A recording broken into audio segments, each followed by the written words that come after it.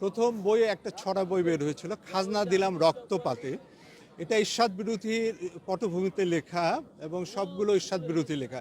এই বইটি ছাপার কোনো প্রেস পায়নি এবং কোনো প্রেস ভয় ছাপেনি সেই সময়।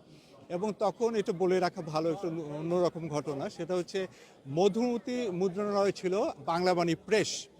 ওখানে আমি ব্যক্তিগতভাবে প্রকাশনা কাজ করতাম পেশাগতভাবে। তো ওখানে চুপচাপ করে রাতের বেলায় আমি সেই বইটি ছাপিয়েছিলাম। টাইপ করার সুযোগ ছিল না। আমরা ট্রেসিং পেপারে আমার হাতে লিখে ইলাস্ট্রেশন করে, তখন একটা লেখক কাগজ ছিল, তখন লেখক সংগঠন একটা ছিল, তখন ফয়েজ আহমেদ ছিলেন এটার সভাপতি। সেখানে দরখাস্ত দিয়ে সহজভাবে অল্প টাকা দিয়ে সেই সময় লেখক কাগজ নিয়েছিলাম। সেই লেখক কাগজে এই বইটি আমি ছাপিয়েছিলাম।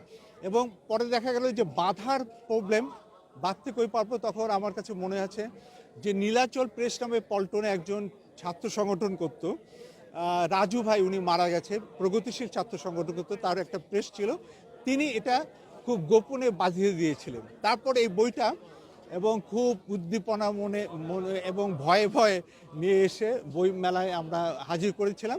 সেই সময় এই বইটা অনেক চলেছিল। এই একটা স্মৃতি আমার কাছে।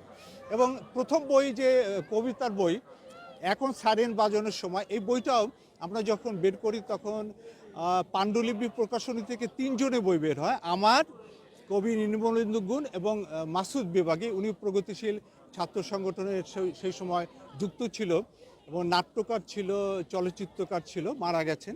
এই 3 জনে বই বের করে আমরা সেই বইটা যখন ছাপি, সেই পুরনো ঢাকায় প্রেসে সারা রাত জেগে সেখানে কালি লেগে আমাদের জামা কাপড় নষ্ট হয়েছিল। এই স্মৃতিটুকু মনে আছে। সেই সময় কি উদ্দীপনা নিয়ে আমাদের প্রথম বইটা বের হয়েছিল এবং সারা রাত জেগে আমরা বই বের করার সঙ্গে যুক্ত ছিলাম।